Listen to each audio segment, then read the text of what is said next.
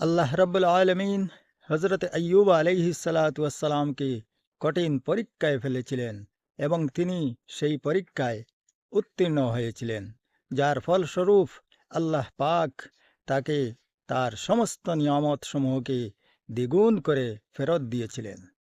আল্লাহ পাক হযরত মূসা আলাইহিস সালাম, হযরতে দাউদ আলাইহিস সালাম, হযরতে সুলাইমান আলাইহিস সালাম এবং হযরতে ইউনুস আলাইহিস সালাম প্রমুখ নবীগণের কাহিনীগুলা তুলে ধরে মুহাম্মদ আরবি সাল্লাল্লাহু আলাইহি ওয়াসাল্লামকে সান্ত্বনা প্রদান করেছিলেন এবং সেই সাথে উম্মতে মুহাম্মদীকেও এ শিক্ষা দিয়েছেন তারা যেন বিপদের সময় ইমানের উপর দৃঢ় থাকে এবং ইমানের উপর মজবুত থাকে।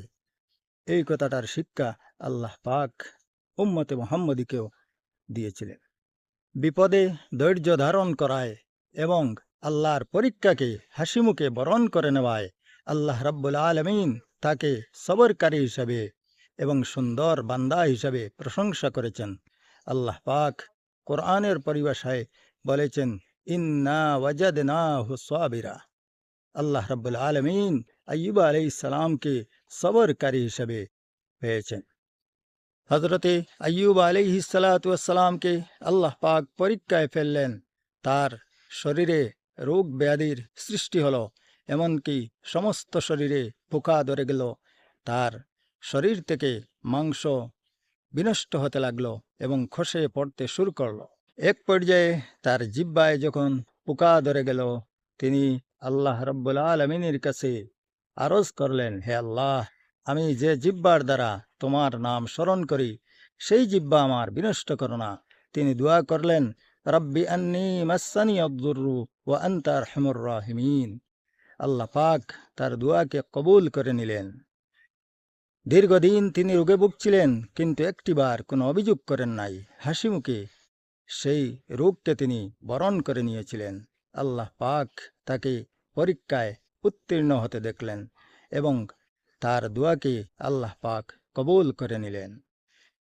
তিনি তার পা দিয়ে মাটিতে আঘাত করলেন, একটি ঝর্ণার সৃষ্টি হলো এবং সেই ঝর্ণার পানি দিয়ে তিনি গোসল করলেন ও পানি পান করলেন।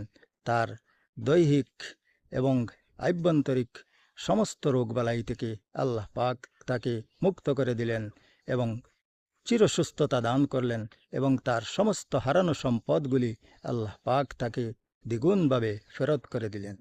আজও যদি আমরা একজন মুমিন হয়ে কঠিন বিপদের সম্মুখীন হই, আল্লাহ পাকের উপর বিশ্বাস রেখে তার উপর ভরসা করে আমাদেরকে থাকতে হবে এবং তা হাসিমুখে বরণ করে নেওয়া আল্লাহ পাক আমাদেরকে শিখিয়েছেন।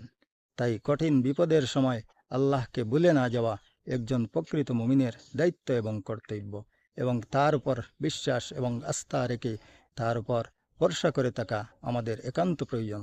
আল্লাহ পাক আমাদেরকে বিপদের সময় ধৈর্য ধারণকারী এবং সবরকারী হিসাবে যেন গণ্য করেন। আল্লাহুম্মা আমিন।